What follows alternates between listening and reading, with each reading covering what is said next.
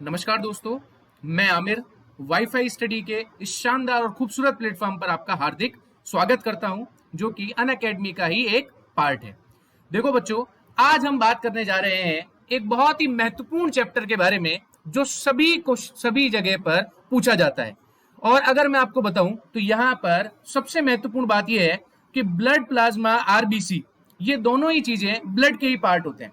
देखो बच्चों, अगर हम देखें यहाँ पर तो रक्त को आप दो भागों में बांट सकते हैं। अगर आप बात करें रक्त के बारे में, तो आपका जो ब्लड है, जो रक्त है, उसको आप दो पार्ट में बांट करते हैं। कौन कौन सा पार्ट होता है? सबसे पहला जो पार्ट होता है वो होता है आपका ब्लड प्लाज्मा। अगर आप बात करें ब्लड प्लाज्मा के बारे में, तो ब्लड प्लाज्मा और ब्लड सेल, ये दो भागों में बांट दिया जाता है। ये बेसिक इंफॉर्मेशन मैं आज आपको बताना चाहता हूं कि यहां पर आप रक्त प्लाज्मा और रक्त कोशिका दोनों में आप ब्लड को डिवाइड करते हैं।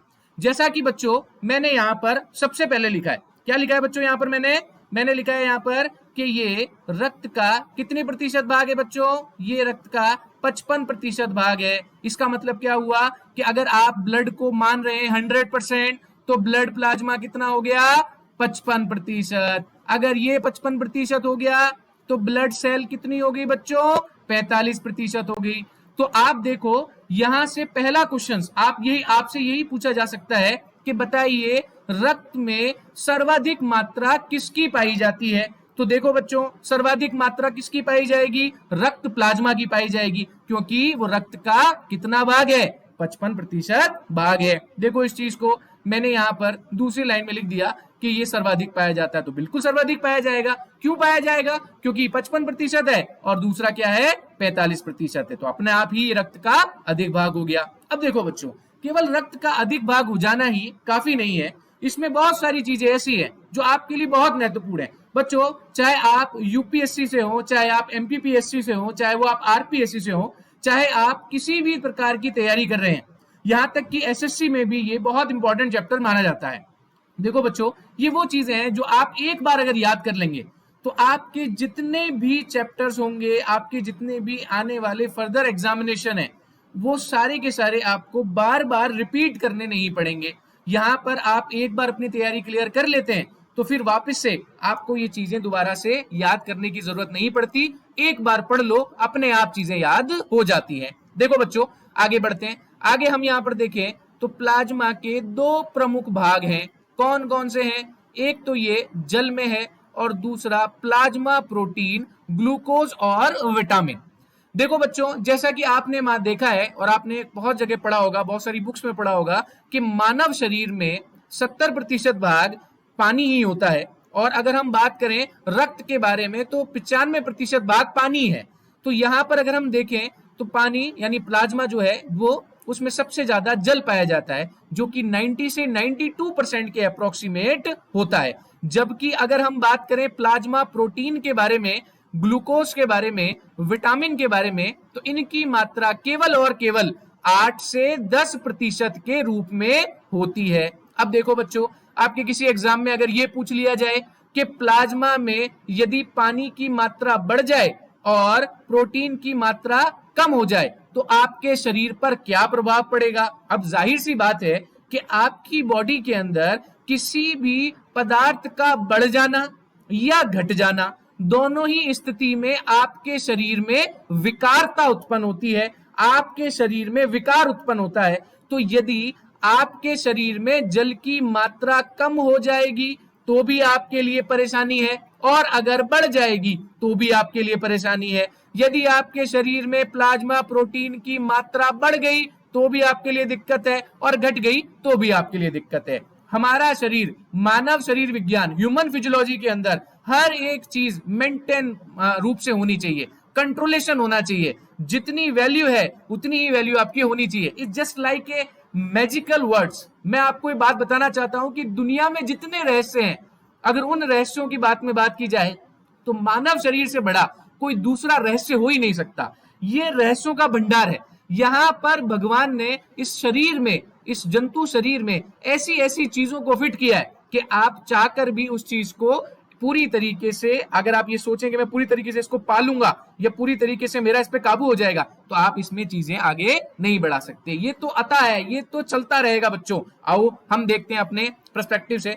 जैसा कि बच्चों देखो, मैंने यहाँ लिखा है इंपॉर्टेंट नोट्स, और मैंने वही बात जो भी आपसे पूछी थी कि शरीर में या रक्त में जल की मात्रा बढ़ने पर, उसकी या प्लाज्मा प्रोटीन की मात्रा घटने पर आपके शरीर पे क्या प्रभाव पड़ेगा। तो बच्चों देखो, इसमें हाथ और पैरों में सूजन आती है और इस प्रकार से आपके हाथ और पैरों में दर्द होना शुरू हो जाता है। अब बच्चों देखो, बेसिक बात सुनना जो मैं आपको बताना चाहता हूं, आपके सामने जो चीजें लिखी हुई है मैं उसी चीज को आपके सामने एक्सप्लेन करना चाहता हूं कि अगर किसी के शरीर में जल की मात्रा बढ़ जाए और प्लाज्मा प्रोटीन धीरे धीरे कम होने लग जाए, तो ऐसी स्थिति में उसके शरीर पर स्वेलिंग आने लग जाती है, सूजन आने लग जाती है। अब आप देखेंगे कि हम सभी के अंदर, यानी जितने भी एडल्ट हैं या जितने भी एक अच्छे एज वाले लोग हैं, युवा वर्ग के लोग हैं, उनके शरीर में तो कोई प्रभाव नहीं पड़ता, सारी चीजें बिल्कुल ठीक रहती है। तो एक्चुअल में प्रॉब्लम कहां है? देखो बच्चों, आप जितनी भी प्रोटीन खाते हैं आपकी बॉडी में अमीनो एसिड्स के रूप में जाकर वो सेव हो जाती है, और फिर अलग अलग कोशिकाएं उन सभी से मिलने वाले जो राइबोसोम्स हैं, कोशिका अंग हैं, उनको अपने हिसाब से प्रोटीन में चेंज कर देते हैं। आप सभी को इसके बारे में अच्छे से जानकारी है, मैं आपको दोबारा से इसे याद दिला देना चाहता हूं। दूसरी सबसे इंपॉर्टेंट चीज ये कि आज के वक्त में हम बहुत अच्छे से अपनी डाइट ले सकते हैं, बढ़िया तरीके से खा सकते हैं। आप जो खाओगे वो अच्छे से ज्यादा पच जाएगा। लेकिन अगर आप ये चीज सोचें कि आप किसी वृद्ध को अगर आप देखें, आपके घर में आपके बुजुर्ग, दादा दादी, नाना नानी या कुछ ऐसे वृद्ध हैं जो आपके आसपास हैं, आप उनको देखें, उनकी त्वचा उनकी हड्डियों से अलग हो रही है, उनके हाथ और पैरों में स्वेलिंग है, जबकि वो कोई काम नहीं कर रहे, आराम कर रहे हैं। हम अपने दादा दादी, नाना नानी से कोई काम थोड़ी करवाते हैं। हम क्या चाहते हैं कि वो आपके सामने खाट पर, अपनी जगह पर, अपने बेड पर बैठे रहें और हम उनकी सेवा करें, है ना। फिर भी आपकी दादी जी ने ये शिकायत की होगी कि बेटा मेरे हाथ पैरों में बहुत सूजन आती है। आप कहेंगे कि दादी क्या बात है, आप तो इतना काम भी नहीं कर रहे हैं, आपकी बॉडी में क्या प्रॉब्लम आ गई है, क्या चक्कर है, क्या मामला है? क्यों? क्योंकि बेटा उनके शरीर में ये प्रॉब्लम इसीलिए आई है क्योंकि उनकी बॉडी में अब प्रोटीन की मात्रा उतनी नहीं रही जितनी पहले हुआ करती थी। इसी वजह से उनके शरीर में पानी की मात्रा, उनके रक्त में पानी की मात्रा बढ़ने लगी है, उनके प्लाज्मा में पानी की मात्रा बढ़ने लगी है और उनके शरीर में ये समस्या उत्पन्न होना शुरू हो गई है। देखो बच्चों, दुनिया की कोई भी मशीनरी क्यों ना हो, दुनिया की कोई बॉडी क्यों ना हो, इस दुनिया का ये सबसे बड़ा ये उसूल है बच्चों कि यहाँ पर जो व्यक्ति जन्म लेता है उसकी आयु धीरे धीरे बढ़ती है, तो उसके शरीर में बहुत सारे चेंजेस, बहुत सारे बदलाव होते हैं। जैसे जैसे हम जवानी की ओर जाते हैं, हमारे अंदर परिपक्वता, मैच्योरिटी आना शुरू होती है, हमारे अंगों का विकास होता है, हमारे जननांगों का विकास होता है, हमारे अंदर यौवन जो शक्ति है उसका प्रसार होता है, और जैसे जैसे हमारी उम्र बढ़ती है और हम वृद्धावस्था की ओर बढ़ते हैं, इन सभी चीजों में क्या होती है, घटोतरी होने शुरू हो जाती है, ये डिक्रीमेंट एक तरीके से स्टार्ट हो जाता है। तो बच्चों, अगर आप ये चाहें कि आप अपने किसी वृद्ध माता पिता या वृद्ध आपके दादा दादी को आप ये चाहें कि आप दिन रात उसको प्रोटीन खिलाएं कि नहीं नहीं भाई साहब प्रोटीन तो आपको खाना पड़ेगा, मैं भी तो देखता हूं कि प्लाज्मा के अंदर से आपका प्रोटीन कैसे कम हो जाएगा। लेकिन बच्चों, अगर उनको आपने बहुत ज्यादा प्रोटीन देना शुरू कर दिया तो उनकी तबीयत खराब हो जाएगी, क्योंकि अब उनके अंदर एक तरह की जो कलेक्टिंग कैपेसिटी होती है, जो संग्रहित जो क्षमता होती है, अब इतनी नहीं रही जितना हमारे अंदर है। तो आपको ये चीज तो अच्छे से समझ में आ गई होगी। चलो बच्चों, आगे चलते हैं। अब देखो, अब बच्चों हम बात करते हैं यहाँ पर प्लाज्मा प्रोटीन के बारे में। देखो बच्चों, यहाँ पर प्लाज्मा प्रोटीन एल्बुमिन, ग्लोबिन और फाइब्रिन, बच्चों ये फाइब्रिन है, बच्चों ये फाइब्रिन, इसको आप प्रोथ्रोम्बिन भी लिख सकते हैं, थ्रोम्बिन प्रोटीन, प्रोथ्रोम्बिन प्रोटीन, जो आपका मन करे आप इसको आसानी से लिख सकते हैं। तो मैं आपको क्या बता रहा था कि ये आप इसको प्रोथ्रोम्बिन भी लिख सकते हैं, प्रोथ्रोम्बिन, ठीक है, प्रोथ्रोम्बिन भी लिख सकते हैं, प्रोथ्रोम्बिन प्रोटीन, थ्रोम्बिन प्रोटीन। अब देखो बच्चों, अगर आप देखें यहां पर, तो ये जो एल्बुमिन प्रोटीन है, ये एल्बुमिन प्रोटीन सबसे ज्यादा प्लाज्मा में पाई जाती है। पहला ही क्वेश्चन कि बताइए प्लाज्मा में पाई जाने वाली मुख्य प्रोटीन में सर्वाधिक मात्रा किसकी होती है? ऑप्शन ए एल्बुमिन की, ऑप्शन बी ग्लोबुलिन की, ऑप्शन सी फाइब्रिन की, ऑप्शन डी हिपेरिन की। मान लो आपको ये 4 ऑप्शन दे दिया, तो आपके लिए सही कौन सा होगा कि हमारे रक्त प्लाज्मा में पाई जाने वाली प्रोटीन सर्वाधिक कौन सी है? एल्बुमिन है। कितनी है? 54% के आसपास, 54% के आसपास ये पाई जाती है। अगर आप बात करें ग्लोबुलिन के बारे में, बच्चों थोड़ी स्पेलिंग का मिस्टेक हो गया है, तो ग्लोबुलिन जो है, ग्लोबुलिन प्रोटीन जो है, ये ग्लोबुलिन प्रोटीन 38% हो जाती है। इसका मतलब क्या हुआ कि एल्बुमिन के बाद में जो सबसे ज्यादा पाई जाने वाली है वो ग्लोबुलिन है। और अगर आप बात करें फाइब्रिन के बारे में, तो फाइब्रिन हमारे प्लाज्मा प्रोटीन में सबसे कम मात्रा में पाई जाने वाली प्रोटीन होती है। तो बच्चों 3 सवाल। सबसे पहला, सर्वाधिक कौन सी पाई जाती है? एल्बुमिन पाई जाती है, ठीक है। सबसे कम कौन सी पाई जाती है? फाइब्रिन पाई जाती है। और अगर आपसे पूछा जाए कि मध्य में स्थित कौन है, या फिर जो आपके एल्बुमिन से कम मात्रा में पाई जाने वाली प्रोटीन, तो ग्लोबुलिन नाम की प्रोटीन जो है वो कम मात्रा में उपस्थित होती है एल्बुमिन की तुलना में, ठीक है। यहां तक बच्चों आपको बिल्कुल चीजें समझ में आ गई होंगी। चलिए साहब आगे बढ़ते हैं। सबसे पहले हम बात करते हैं एल्बुमिन प्रोटीन के बारे में। अगर हम बात करें एल्बुमिन के बारे में, तो बच्चों ये जो एल्बुमिन प्रोटीन है ये आपकी बॉडी के अंदर सबसे ज्यादा पाई जाएगी और इसका निर्माण लीवर में होगा। बच्चों लीवर क्या होता है? लीवर है यकृत। इस यकृत में जो बनने वाली प्रोटीन है, जो प्लाज्मा प्रोटीन है, वो एल्बुमिन होती है, ठीक है बच्चों। एल्बुमिन बनती है इसके अंदर। अब देखो बच्चों एल्बुमिन का काम क्या होता है, तो देखो इसका मुख्य कार्य फैटी एसिड, बच्चों ये एसिड है, फैटी एसिड तथा स्टेरॉइड स्टेरॉइड हार्मोन का परिवहन करना होगा। बच्चों स्टेरॉइड हार्मोन क्या चीज होती है? तो देखो बच्चों स्टेरॉइड हार्मोन वो हार्मोन होते हैं जिससे आपकी बॉडी के अंदर आपकी वृद्धि और विकास बढ़ जाती है। आपकी बॉडी में growth and development features generate होते हैं। बच्चों देखो आपके शरीर में 2 प्रकार की ग्रंथियां पाई जाती हैं। एक होती है अंतःस्रावी ग्रंथियां और दूसरी होती है बाह्य स्रावी ग्रंथियां।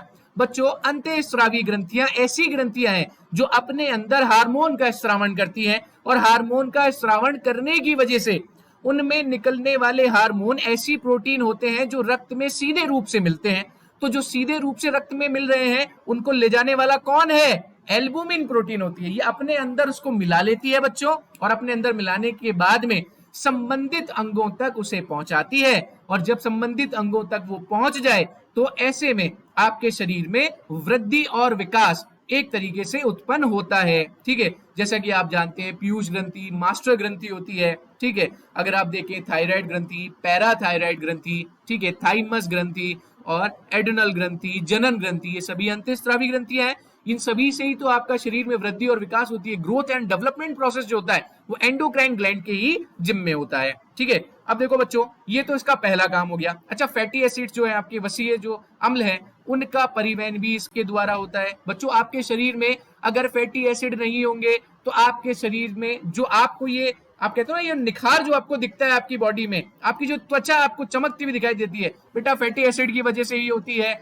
आपके चेहरे पर चमक आ जाना पानी और फैटी एसिड की वजह से ही होता है। आपकी बॉडी को वार्म रहना, गर्म रहना भी फैटी एसिड की वजह से होता है। तो ये मुख्य रूप से बहुत इंपॉर्टेंट चीज है। इसके अलावा बच्चों देखो कभी होता है ना हमारे साथ में कि हम कभी कभार खाना नहीं खाते, अब एक टाइम के बाद भूख लगती है। देखो बच्चों ये पूरा एक क्या एक सिस्टम है। अगर आपने नाम सुना होगा पीनियल ग्लैंड के बारे में, तो पीनियल ग्लैंड क्या काम करती है? आपकी बायोलॉजिकल क्लॉक मेंटेन रखती है। बायोलॉजिकल क्लॉक बेटा क्या है? आपको भूख कब लगेगी, आपको नींद कब आएगी, आपको वॉशरूम, आपको जो है टॉयलेट जो आपका फ्रेश होने जाते हो उसका क्या प्रोसीजर होगा, ये सारी चीजें बायोलॉजिकल क्लॉक में आती है बच्चों। तो देखो अब क्या होगा, आपकी बायोलॉजिकल क्लॉक सेट है कि आप इतने बजे आपको भूख लग रही है। तो एक बार क्या हुआ, आपको भूख लगी, अब आपको उस दिन कहीं बिजी हो गया आप, अब आपको खाना तो मिला नहीं। अब आपको अगर खाना नहीं मिला तो भूख लगती रहेगी, आपका ब्रेन आपको इंडिकेट करेगा कि अरे भाई खाना खा ले, टाइम हो गया है, 3 बज गए, भाई खाना कब खाएगा, 4 बज गए, खाना कब खाएगा, इंडिकेशन आ रहा है। अगर ये इंडिकेशन आ रहा है अब आप क्या काम करोगे, you are very busy in your work, आप बहुत परेशान है, बोले यार आज तो काम करूंगा पहले मैं, उसके बाद देखा जाएगा सारी की सारी चीजें। तो अगर आप इस स्थिति के अंदर फंसे हुए हैं तो आप अपने काम को तवज्जो देंगे, आपका जो प्रथम है, आपकी जो प्राथमिकता है, आपकी जो प्रायोरिटी है, वो आपका काम है। बहुत बढ़िया, बहुत शानदार। आप अपनी भूख को नेग्लेक्ट कर देंगे, आपका ब्रेन आपको इंडिकेट करता रहेगा, वो परेशान हो जाएगा। ठीक है भाई, मत मान तू अपनी बात, चलने दे। ठीक है साहब। अब क्या हुआ, आप अपना काम करना शुरू हो गए। अब एक टाइम होता है भूख का भी, आपने खाना नहीं खाया। अब आप क्या करो, शाम को 5-6 बजे के आसपास घर पहुंचे। 6 बजे घर पहुंचने के बाद आपने खाना खाना स्टार्ट करा।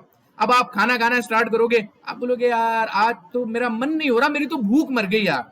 रोज खाते हो 4 रोटी, आज खा रहे हो 2 रोटी। घर वाले पूछेंगे भाई बाहर खा के आया क्या? आप बोलोगे नहीं, आज मेरी भूख मर गई है, दिन में भूख लग रही थी, खाना मिला नहीं। अब ये भूख कैसे मरी?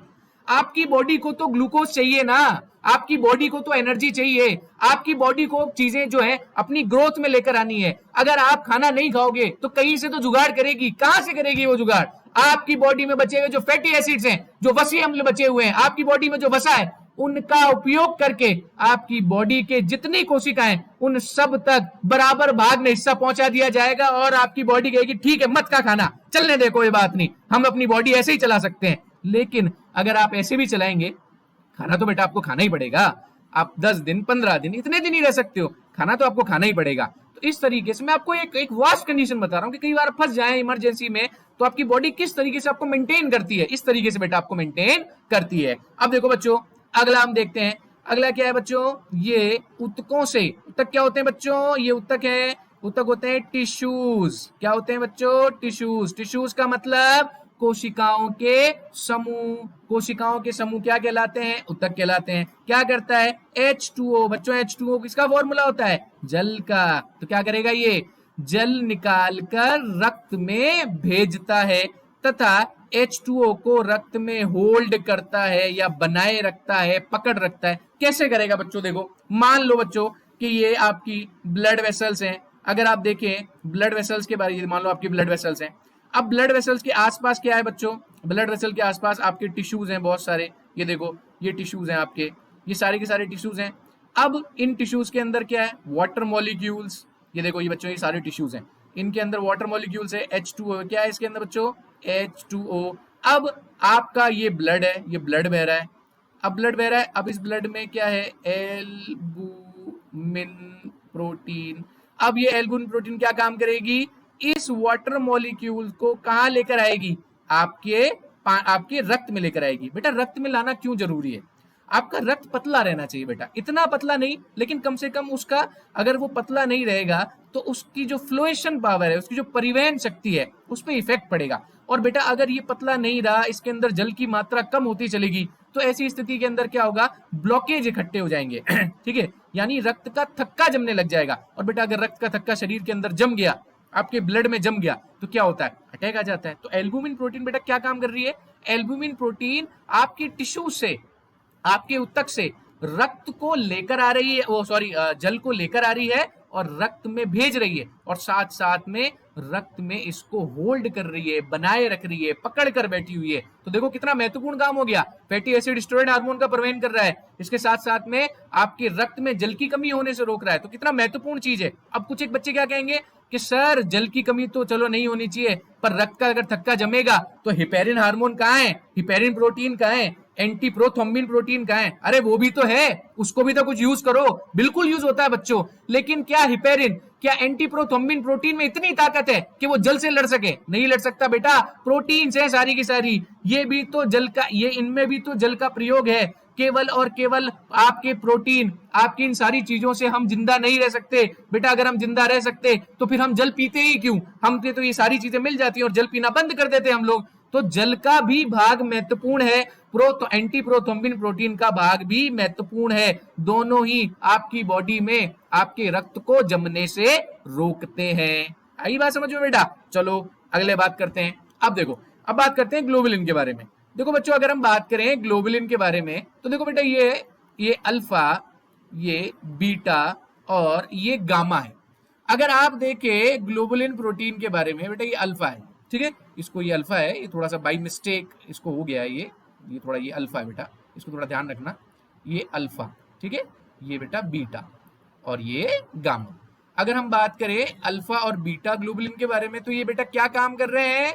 इनका काम रक्त में आयरन, लिपिड यानी वसा, देखिए बेटा ये वसा। अगर हम बात करें इन सभी के बारे में, तो ये वसा को क्या करता है, घुलनशील, वसा में घुलनशील विटामिन। देखो बच्चों, विटामिन के बारे में अगर हम चर्चा करें तो विटामिन कितने प्रकार के हैं? विटामिन 2 प्रकार के होते हैं। कौन कौन से होते हैं बेटा विटामिन? अगर हम यहाँ देखें तो विटामिन के प्रकार 2 हैं। कौन कौन से हैं? एक तो है विटामिन बी, एक है vitamin C. Vitamin B, vitamin C क्या कहलाते हैं? ये होते हैं जल में घुलनशील। तो बेटा जल में घुलनशील है तो अपना आप ही आपकी बॉडी में मिल जाएगा। दूसरा अगर हम देखें तो दूसरा क्या होता है? दूसरा होता है विटामिन ए, डी, ई, के। विटामिन ए, डी, ई, के हैं क्या? ये है आपके वसा में घुलनशील। वसा में घुलनशील है तो देखो दोनों का फायदा क्या होगा? दोनों का फायदा क्या होगा? जल में घुलनशील है, शरीर जल्दी बाहर निकल जाएगा। वसा में घुलनशील है तो शरीर में ज्यादा समय तक रहेगा। अगर ज्यादा समय तक रहेगा तो परिवहन करवाना पड़ेगा। ये परिवहन कौन करता है बेटा? अल्फा और बीटा ग्लोबुलिन, ये दोनों ही इसका परिवहन करती हैं। देखो बच्चों, मैं आपको अगर सही प्रकार से बात करूं तो इन दोनों से ज्यादा अगर कोई महत्वपूर्ण देखा जाता है तो आपकी सबसे महत्वपूर्ण है गामा ग्लोबुलिन। बेटा गामा ग्लोबुलिन सबसे महत्वपूर्ण क्यों है? क्योंकि इसमें इसका संबंध इम्यूनिटी सिस्टम, प्रतिरक्षी तंत्र से होता है और इसको इम्यूनोग्लोबिन या इम्यूनोग्लोबुलिन के नाम से भी जाना जाता है। ठीक है, और इसको दूसरा जो इसका नाम है वो एंटीबॉडी। देखो एंटीबॉडी का चर्चा बहुत तगड़ा चल रहा है। अभी आपने सुना होगा कोरोना के अंदर एंटीबॉडी टेस्ट हो रहे हैं भाई साहब। तो आखिर एंटीबॉडी है क्या? क्या उसमें क्या प्रोसेस है? देखो बच्चों, जब मैं आपको प्रतिरक्षी तंत्र के बारे में पढ़ाऊंगा ना तो हर एक चीज को बहुत ही पूरी तरीके से डिटेल में बताऊंगा। अभी सिर्फ मैं आपको एक चीज बताना चाहता हूं कि आपकी बॉडी में जब भी कोई भी वायरस, कोई भी बैक्टीरिया आपकी बॉडी के अंदर घुसता है तो उसको लड़ने के लिए, उसको मारने के लिए, उसको खत्म करने के लिए जो महत्वपूर्ण चीज आपके सामने आकर खड़ी हो जाती है बच्चों, वो कौन सी है? आपकी एंटीबॉडी होती है। तो अभी जो कोरोना एंटीबॉडी टेस्ट चल रहा है ना, वो क्या चल रहा है बच्चों कि अगर किसी की बॉडी के अंदर कोरोना की एंटीबॉडी पाई गई, इसका मतलब क्या हुआ? वो कोरोना से ग्रसित हुआ था। और क्यों? क्योंकि उसके शरीर में इतनी मजबूती है कि उसके शरीर में अपने आप ही एंटीबॉडी बन गई और कोरोना की क्या कर दी? छुट्टी कर दी। तो ऐसे लोग आपके लिए प्लाज्मा डोनर बन सकते हैं कि नहीं बन सकते? 100% बनेंगे यार। क्यों नहीं बन सके? क्यों नहीं बनेंगे भाई? किसी के अंदर, किसी के रक्त में, किसी के रक्त प्लाज्मा में अगर पहले से ही एंटीबॉडी प्रेजेंट है तो किसी दूसरे, किसी बीमार व्यक्ति को अगर दे दी जाए तो क्या वो उसके साथ में मिलकर लड़ेगी? नहीं, जाहिर सी लड़ेगी। यही चीज आप दिल्ली में देखते होंगे, प्लाज्मा बैंक बनाए जा रहे हैं। जितने लोग ठीक हुए हैं, ठीक कैसे हो गए? दुनिया की कोई दवा, कोई मेडिसिन आपको ठीक नहीं कर सकती। केवल और केवल आपकी बॉडी को सपोर्ट कर सकती है लड़ने के लिए। इसके अलावा आपको दुनिया की कोई मेडिसिन ठीक नहीं करती। आपका शरीर खुद ठीक होता है और ये एंटीबॉडी आपके शरीर को ठीक करती है। अब देखो बच्चों, कई बार सवाल पूछा जाता है कि एंटीबॉडीज का निर्माण कहां पर होता है? तो एंटीबॉडीज का निर्माण होता है डब्ल्यूबीसी में। बच्चों डब्ल्यूबीसी को कहते हैं ल्यूकोसाइट्स। क्या कहते हैं इनको? ल्यूकोसाइट्स। तो ल्यूकोसाइट्स जो है वो एंटीबॉडी का निर्माण करती है। आइए बच्चों अगला देखते हैं। देखो बच्चों, अगर हमने यहाँ देखा कि विशेषकर, देखो क्या पूछा जा रहा है कि भाई विशेषकर क्या कहां पर हो रहा है? तो ल्यूकोसाइट में लिम्फोसाइट नाम की, कौन सी बच्चों? लिम्फोसाइट। लिम्फोसाइट नामक डब्ल्यूबीसी आपकी एंटीबॉडी को बनाती है। खैर आपको इसमें कोई बात नहीं है आपको घबराने की, बिल्कुल आप इस चीज से निश्चिंत रहो। जब मैं आपको प्रतिरक्षी तंत्र के बारे में पढ़ाऊंगा आपको हर एक चीज फील करवा दूंगा। लिम्फोसाइट क्या होती है, मोनोसाइट क्या होती है, न्यूट्रोफिल्स क्या होता है, एसिनोफिल्स क्या होते हैं, बेसोफिल्स क्या होते हैं, क्या उनके काम होते हैं, हर एक चीज बच्चों अपन फील करेंगे, आप फिक्र मत करो। अब देखो, अगर हम बात करें, जैसा कि मैंने अभी आपको बता ही दिया था कि कार्य के बारे में, तो कार्य क्या है? रोगाणुओं से लड़ती है और प्रतिरक्षी तंत्र का निर्माण करती है। ये तो बात हमने अभी कर ही ली थी। चलिए साहब, अब हम बात करते हैं तीसरी प्रोटीन के बारे में। क्या नाम है? Fibrin protein. क्या करता है? फाइब्रिनोजन भी कहते हैं इसको, और इसका काम है चोट लगने पर रक्त का थक्का जमाने में सहायक है। क्या है? थक्का जमाने में सहायक है। थक्का क्यों जमना चाहिए? आप बताओ, क्यों जमना चाहिए थक्का? बेटा थक्का इसलिए जमना चाहिए क्योंकि अगर आपके शरीर में आपका रक्त शरीर से बाहर निकलता रहेगा तो धीरे धीरे आपकी बॉडी में आपकी जो सेल्स हैं वो डिक्रीमेंट की ओर आ जाएंगी, उनको ऑक्सीजन नहीं मिल पाएगा। क्योंकि ऑक्सीजन का परिवहन कौन कर रहा है बेटा? ब्लड ही तो कर रहा है, आरबीसी तो कर रही है। तो जब बॉडी में ब्लड ही नहीं बचेगा, आरबीसी नहीं बचेगी, तो भैया ऑक्सीजन का परिवहन किससे करवाओगे? नली लगवाओगे क्या? नहीं लगवा सकते। इसीलिए रक्त का थक्का जमना अति आवश्यक है। कौन जमाता है बच्चों? Fibrin protein. क्या कहते हैं इसको? प्रोथ्रोम्बिन, बेटा देखो पागल बनाया जाता है आपको, वो तगड़ा वाला prothrombin, thrombin, fibrinogen, fibrin protein, सब एक है, सारी चीज एक है, अलग अलग तरीके से है बेटा। कान इधर से पकड़ो इधर से पकड़ो, कान कान ही होता है, कोई फर्क नहीं पड़ेगा। नेक्स्ट अगर हम देखें रक्त स्कंदन को, ब्लड क्लॉटिंग, बच्चों फाइब्रिन प्रोटीन के बारे में बात हो रही है, ब्लड क्लॉटिंग के बारे में बात ना हो, पॉसिबल ही नहीं है। देखो अगर हम देखें रक्त स्कंदन को, तो बेटा देखो ब्लड क्लॉटिंग, रक्त स्कंदन क्या है, चोट लगने पर बहते हुए रक्त को रोकने की प्रक्रिया रक्त स्कंदन कहलाती है। ठीक है, प्रक्रिया में क्या होता है, चोट लगने पर रक्त में उपस्थित फाइब्री प्रोटीन और जो प्लाज्मा प्रोटीन है फाइब्रिनोजन तत्व बनाती है, एक ही बात है, और रक्त को गाढ़ा बना देता है। क्या बताता है बच्चों, रक्त को गाढ़ा बनाता है। देखो बच्चों ये आपको इस तरीके समझ में नहीं आएगा, मैं आपको थोड़ा सा बताता हूं कैसे कैसे होगा ये। मान लो बच्चों ये आपकी एक कोई आपकी त्वचा है, आपको चोट लगी, आपका रक्त इसके अंदर बह रहा है, अब चोट लगेगी क्या होगा, रक्त बाहर निकलेगा।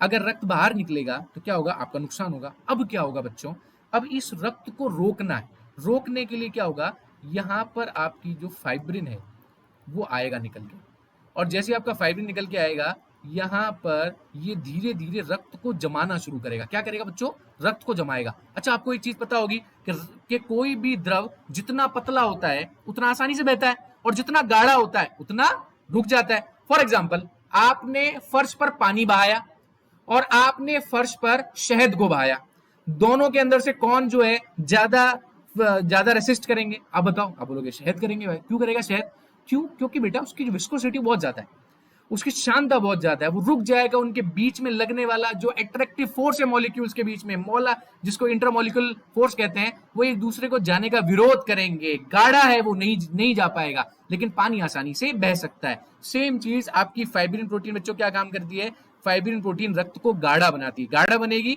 रक्त जमना शुरू होगा, कहां पर, चोट वाले हिस्से पर।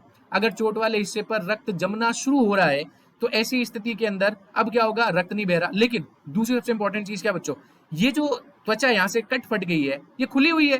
अब बच्चों अगर खुली हुई है तो कोई भी चीज आसानी से अंदर दाखिल हो सकती है। अब देखो इस चीज को कैसे करेंगे, यहां पर विटामिन के और प्लेटलेट्स, जिसको क्या कहते हैं, विमाणु कहते हैं, दोनों मिलकर क्या काम करती है, एक जाल नुमा संरचना बनाती है जो रक्त का बहना भी रोक देते हैं और थक्का बाहरी कणों को या सूक्ष्म जीवों को आने से रोकता है।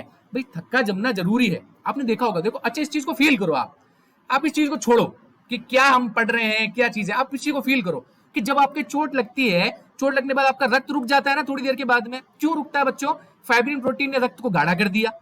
और दूसरी जगह पर क्या हुआ, आपका जो आपकी जो त्वचा है, जो खुली हुई त्वचा है, वहां पर भूरे रंग की एक पट्टी या एक परत आनी शुरू होगी। कहां से आई है वो परत, है क्या बेटा, थक्का है वो, क्लॉटिंग, वो उसी को तो क्लॉटिंग बिहेवियर कहते हैं हमारी बॉडी का। क्या काम करता है, उसको रोक देता है। अब क्या होगा, अब कोई भी बैक्टीरिया, कोई भी माइक्रोबायोलॉजिज्म आपकी बॉडी के एंटर नहीं कर पाएगा। तो क्या हुआ, आपका रक्त भी रुक गया, और दूसरा सबसे महत्वपूर्ण चीज, आपकी बॉडी में वायरस जाने से भी बच गए। अब देखो इंपॉर्टेंट नोट्स क्या है, प्लाज्मा से फाइब्रिन प्रोटीन के निकल जाने पर या उपयोग हो जाने पर चोट के आसपास श्वेत पीला रंग का क्रिस्टल पाया जाता है, ये सीरम कहलाता है। आपने देखा होगा छोटे छोटे क्रिस्टल होते हैं, बिल्कुल। आपको भी चोट अगली बार कभी, भगवान ना करे कभी लगे, पर इन केस अगर कभी लगे छोटी मोटी, तो आप देखना कि आपके जब थक्का जमेगा तो आसपास आपको क्रिस्टल मिलेंगे बच्चों। ये क्रिस्टल पता है क्या होते हैं, ये क्रिस्टल कहलाता है सीरम। क्या कहलाता है बच्चों, ये कहलाता है सीरम। और ये जो सीरम है ये कौन बनाती है, एल्बुमिन बनाती है। बेटा ये बहुत इंपॉर्टेंट सवाल है, तो वो पूछा जा सकता है, मैं बिल्कुल इस चीज को आपको कहूंगा। कई बार पूछते हैं बेटा कि सीरम कहाँ बनता है, सीरम कहाँ बनता है बेटा, ये आपकी एल्बुमिन में एल्बुमिन नाम की प्रोटीन बनाती है, जिसके बारे में हम पढ़ रहे थे ना प्लाज्मा प्रोटीन के बारे में, वही बनाती है बेटा, कोई दिक्कत नहीं है। तो देखो यहाँ पर हम एक बार देखते हैं छोटा सा प्रोसेस, ये आपका ये ब्लड वेसल्स है, रक्त बह रहा है। देखो यहाँ पर मैं आपको और थोड़ा समझा देता हूँ, एक बार रिपीट कर देता हूँ, ठीक है, आपको और थोड़ा सा अच्छा समझ में आएगा। चोट हुई, चोट लगी, रक्त क्या करा, बहने लगा, रक्त बहने लगा ना बेटा। अब अगर ये रक्त बहता रहा तो मामला खराब हो जाएगा। अब क्या होगा बेटा, यहां से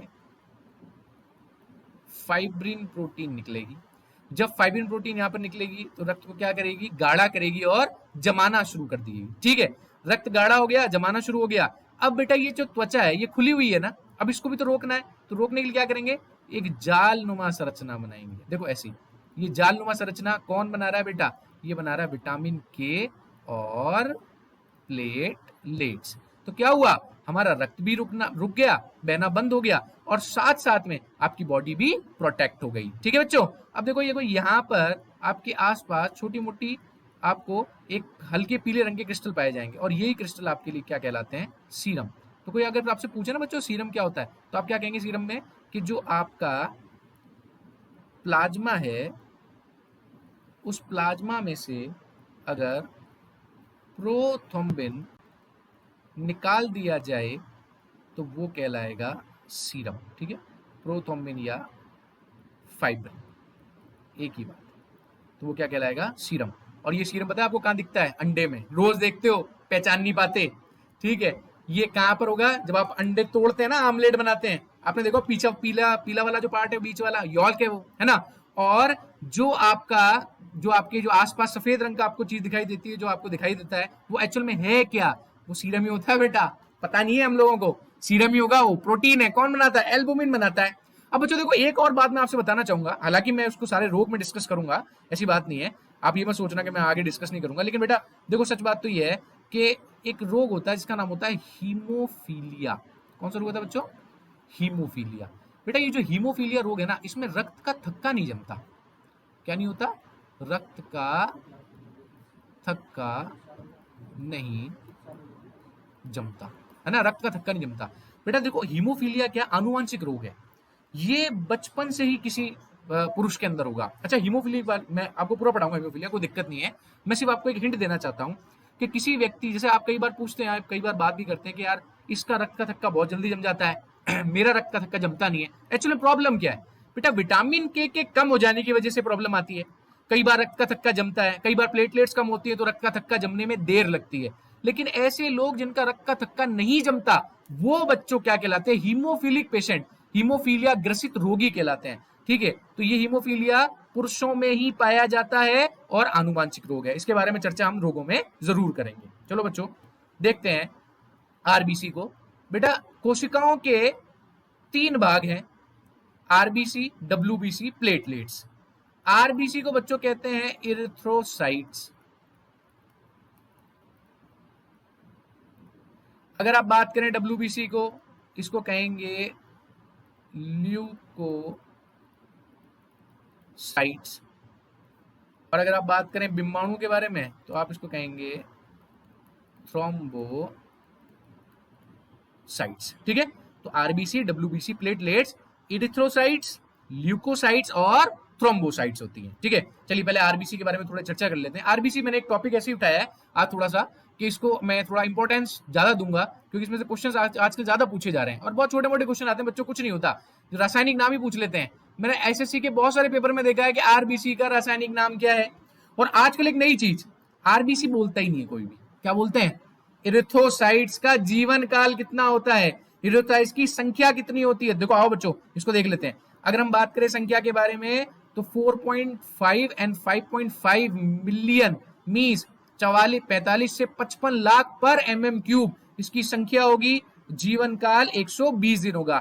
आपसे पूछा जा सकता है बच्चों कि इरिथ्रोसाइट्स का जीवन काल कितना है, क्या बताओगे? 120 दिन है। संख्या 45 से 55 लाख। चाहे कोई आरबीसी पूछे या इरिथ्रोसाइट्स पूछे, बात एक ही होगी। तो हमको ये चीज जाननी होगी। आप अपने पुराने एसएससी के पेपर्स उठा के देखना, आपको ये चीज कंफ्यूजन था ये बहुत बड़ा, ये मैंने आपका क्लियर कर दिया। अब देखो बच्चों इसकी उत्पत्ति के ऊपर सवाल पूछा जाता है और ये बहुत ही जोरदार सवाल है। मैं आपको कहूंगा अगर आपने ये सवाल सॉल्व कर लिया ना, बस वारे न्यारे हैं। पता है क्यों? बहुत सारी बुक्स में बेटा लिखा हुआ है कि आपकी उत्पत्ति यानी आरबीसी की जो उत्पत्ति है बेटा, वो आपके शरीर के अंदर स्प्लीन की जगह पर यकृत लिखा हुआ है बहुत सारी जगह पर। बेटा गलत है, नहीं है।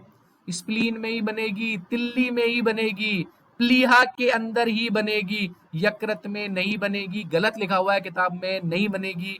कहाँ बनेगी? स्प्लीन में। अगर वो देखे, कई बार मैंने बहुत लोगों से इस चीज को वो किया है कि सर एक ही बात है, यकृत प्लीहा एक ही बात होती है। सर एक नहीं होती है, पॉसिबल ही नहीं है। कैसे हो जाएगी सर? राइट साइड में होता है लीवर और स्प्लीन आपके लेफ्ट साइड में होती है, स्लाइटली लेफ्ट होती है। लेकिन दोनों एक अज्ञात तो होता। अगर आप बात करें, कई बार क्या होता है कि लोग समझ जाते हैं कि हम पित्ताशय के बारे में बात करें।